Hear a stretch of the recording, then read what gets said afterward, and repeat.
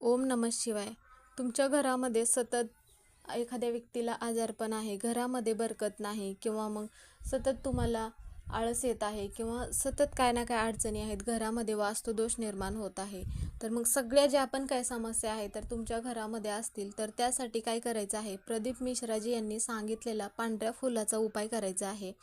2 किंवा 3 किंवा मूठभर तुम्ही पांढरी फुलं घ्यायची आहे उजव्या हातामध्ये. घरामध्ये सगळीकडे ती फुलं घेऊन फिरायची आहेत घरभर. आणि त्यानंतर काय करायचं आहे, घराच्या जवळपास जिथे महादेवाचं मंदिर असेल तर त्या मंदिरामध्ये जायचं आहे. जात असताना एक तांब्या भरून पाणी घेऊन जायचं आहे. तिथे गेल्यानंतर मग काय करायचं आहे, तो तांब्या भरून पाणी शिवलिंगावरती अर्पण करायचं आहे. त्या शिवलिंगावरती पाणी अर्पण करत असताना कुंदकेश्वर महादेवाचं नामस्मरण करायचं आहे. आणि मग त्यानंतर जी तुमच्या हातातली फुलं आहेत तर ती फुलं शिवलिंगावरती अर्पण करायचं आहे. तुमच्या अडचणी दूर होण्यास प्रार्थना करायची.